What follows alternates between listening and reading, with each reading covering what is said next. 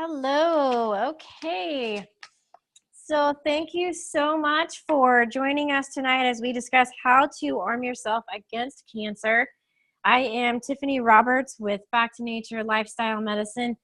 Unfortunately, has touched many lives, and most of us already know either a relative or a friend that has been touched with cancer. And so our passion is to try to give you the tools to help prevent it yourself. And as you'll find out tonight, 95% of cancer is preventable. So if you start doing these key things, this will help prevent cancer in your life and your loved one's life. So let's just define cancer briefly. Cancer refers to a group of related diseases where some of the body's cells become abnormal and they begin to unceasingly divide and eventually enter into surrounding tissues. This can start almost anywhere in the body. The abnormal cells that would have otherwise died off survive, multiply, and initiate growth of tumors. So, what is a tumor? Tumors are also known as neoplasms and are swollen masses of tissues that have been a result of uncontrollable cell division. Malignant, also known as cancerous, tumors are classified by the type of cancer present as well as their state of development. So depending on the type of cancer, they can either be solid or fluid filled. Tumors have the ability to invade other nearby tissues.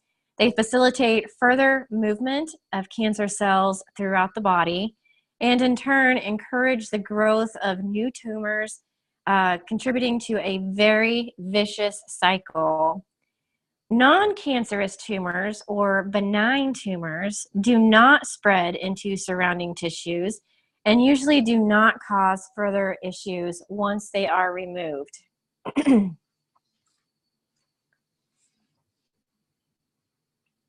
So let's talk a little bit about cancer cells versus normal cells.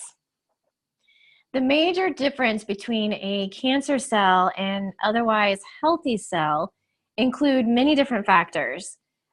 Growth, which is one. A normal cell stops producing or growing when there are enough cells present. However, a cancer cell does not. They continue to grow, in which in turn begins to formulate tumors. Another factor would be communication. Normal cells react and respond to nearby cells' signals, whereas cancer cells do not. Excuse me. Cellular repair. When a cell is damaged, a normal cell either is repaired or dies off. In contrast, cancer cells are unable to be repaired and go through apoptosis, which is controlled cell death. That's what you want, but cancer cells do not. So, cohesion and spreading. Normal cells secrete substances that help them stick together, keeping them in their primary location of the body. Cancer cells fail to do this, increasing the rate of cells freely traveling through the body or metastasize. And appearance. Unlike normal cells, cancer cells vary in the cell size and shape from one another. Also, the nucleus of a cancer cells appear much larger and darker than that of a normal cell.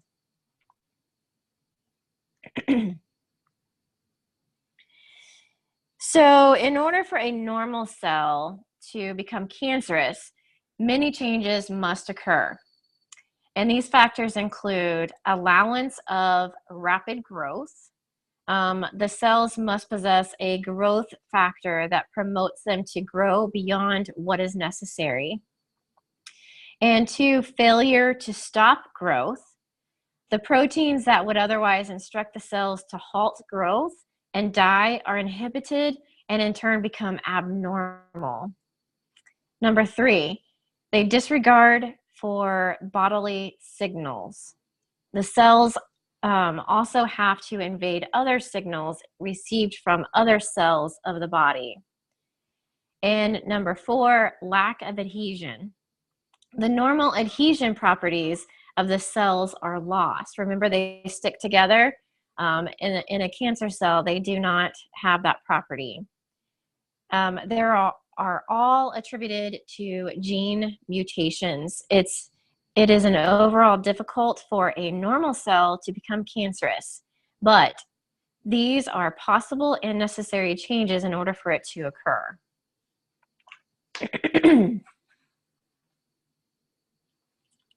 So gene mutations can occur for many different reasons, including inherited gene mutations. Some genetic mutations are passed down hereditarily. However, this accounts for a very small percentage of cancer, very small. Environmentally provoked gene mutations. Some of the causes for these gene mutations include carcinogens, viruses, hormones, obesity, inactivity, and chronic inflammation. And we'll be discussing more of these in detail throughout the time together tonight.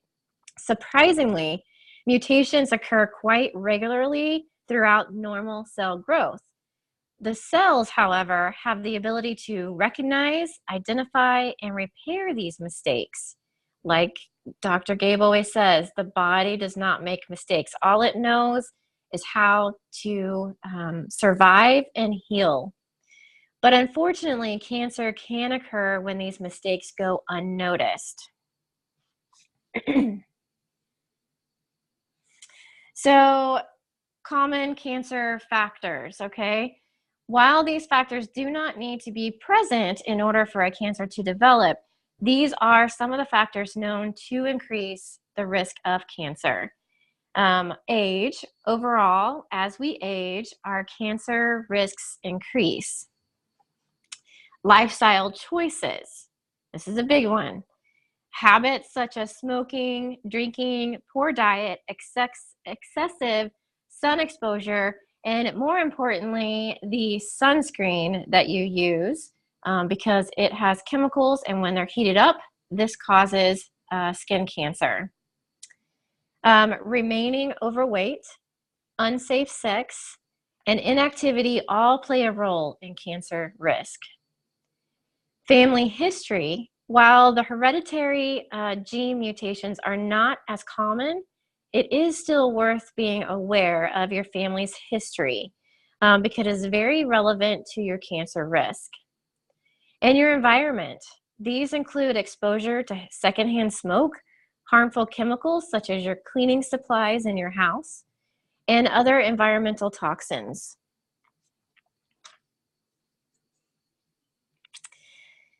So according to a study conducted in 2008 by MD Anderson Cancer Center, by their researchers, 90 to 95% of all cancers are due to lifestyle and environmental factors.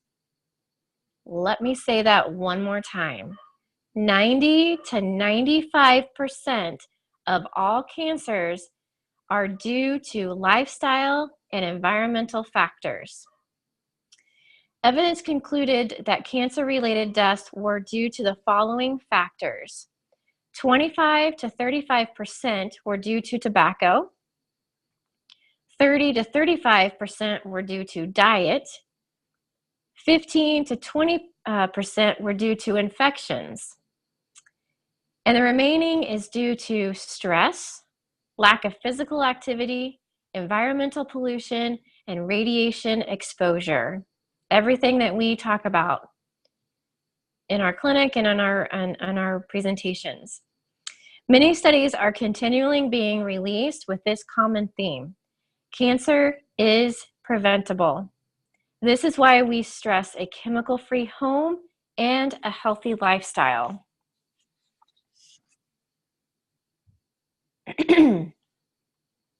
So now that we have established that the vast majority of cancer can be prevented, let's talk about what you can do to truly arm yourself against this devastating disease. Maintain a healthy weight, reduce your inflammation, improve your gut health, address any food sensitivities and intolerances that you might have, refine your diet, reduce toxic exposure. Your home is covered with toxic cleaning supplies that cause cancer.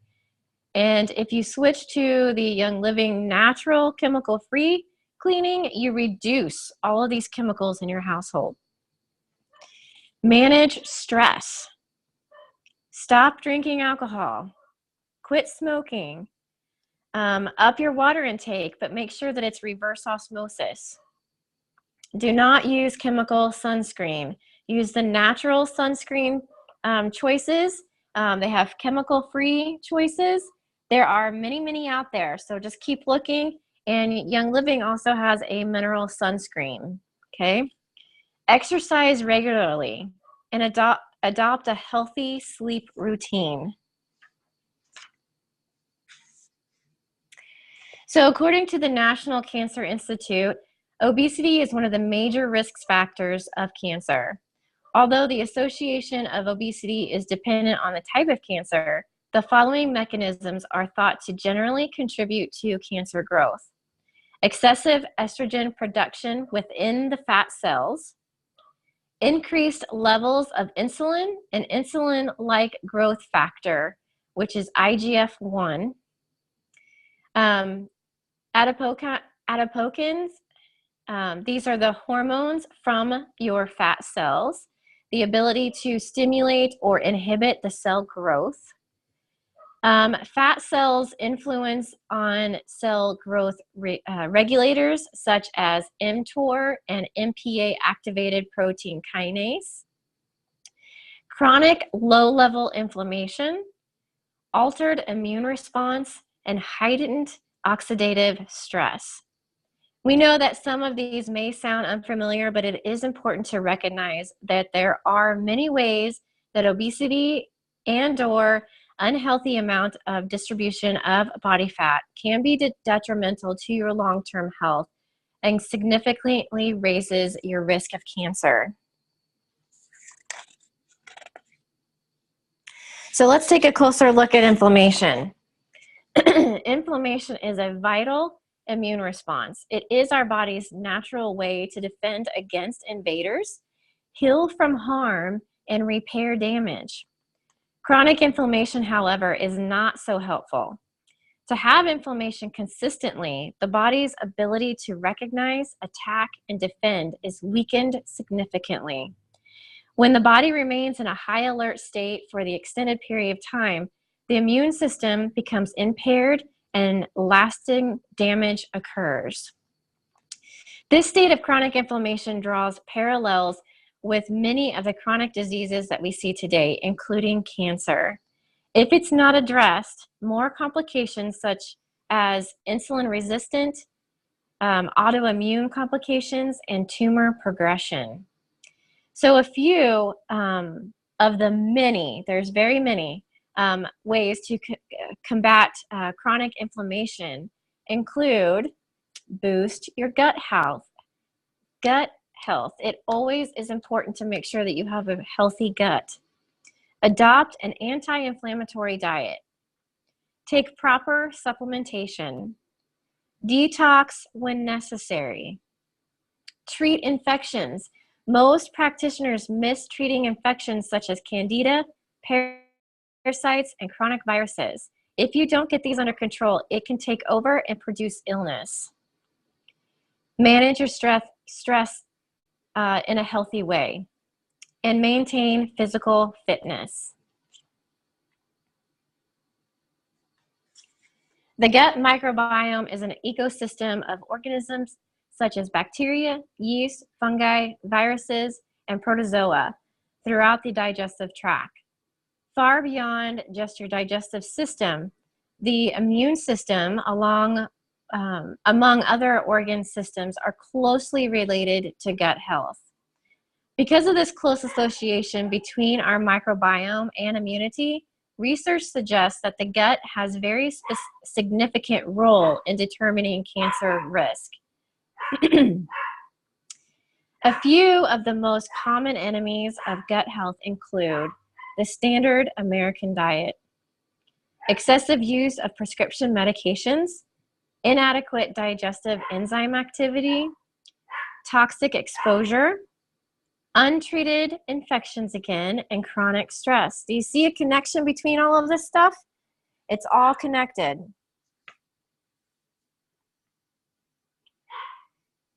So what we eat, as well as what we don't eat, can either fuel or discourage the development of cancer.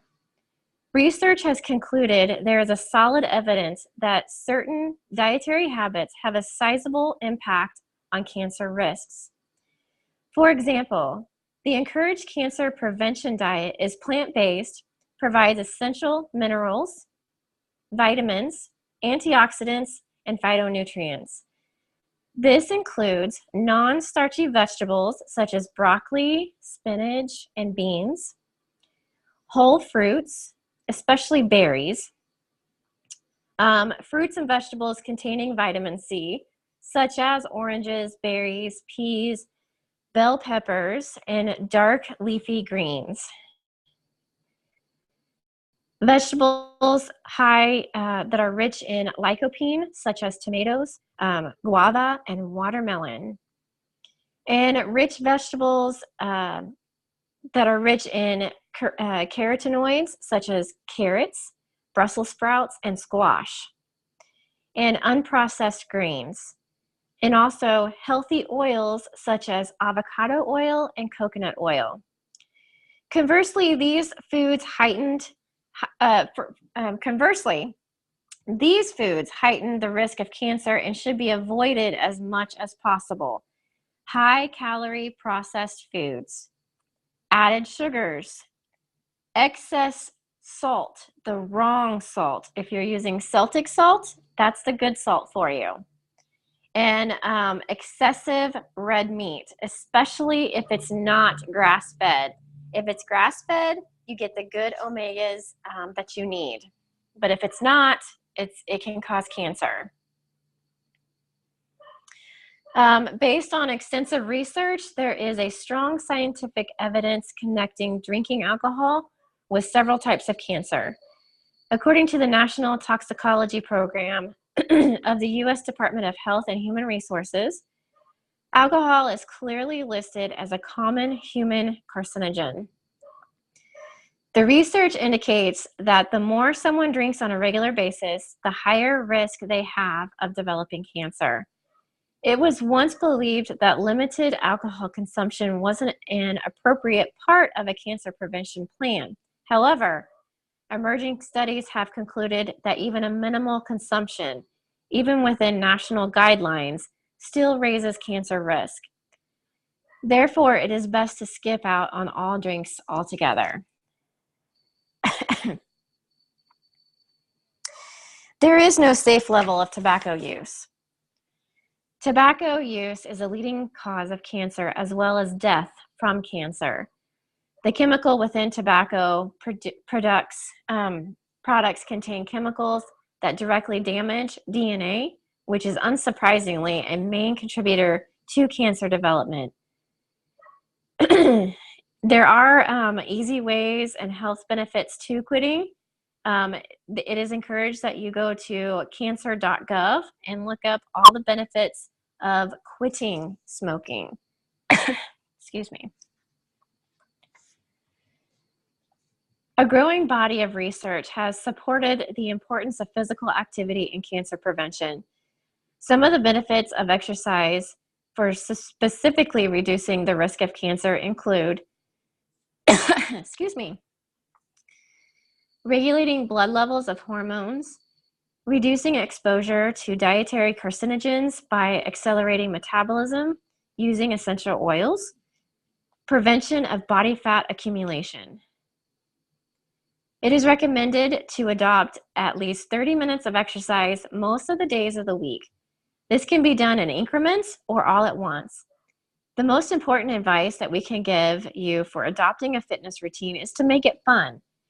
It must be something that you enjoy doing to ensure that it's something that you keep doing to become a healthy lifestyle habit rather than something that you struggle to continue with. For us, we like to just go on a family walk.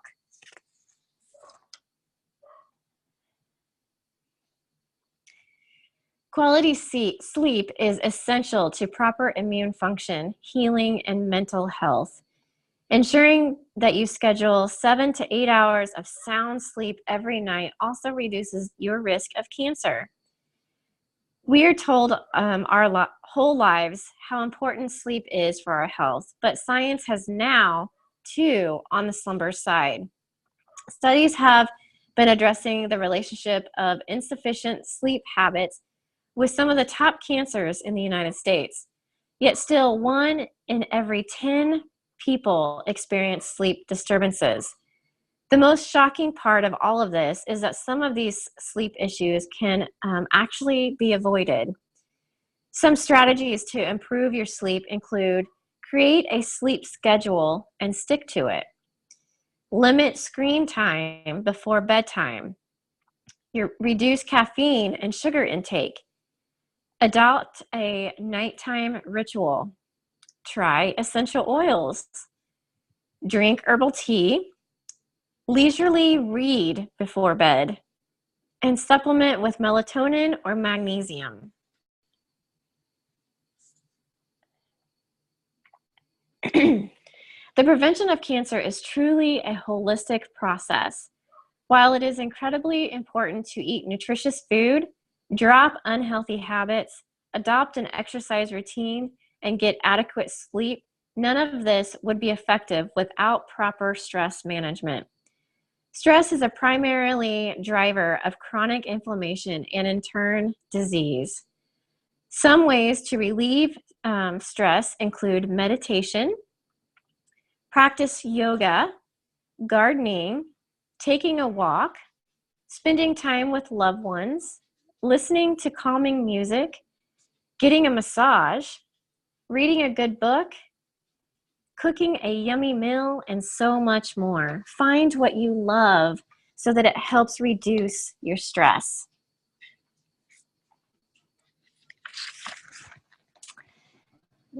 Let's see, there we go. Okay, so thank you so much for taking time to experience arming yourself against cancer. We are very passionate about sharing this topic with people who are eager to ensure they reach and sustain optimal health. If you have further questions, please reach out to our office at our email, backtonaturelm@gmail.com. For more information about how we can help you arm yourself against cancer, visit our website at functionalmedicinekc.com. We are here to support you. Thank you so much for joining tonight. And before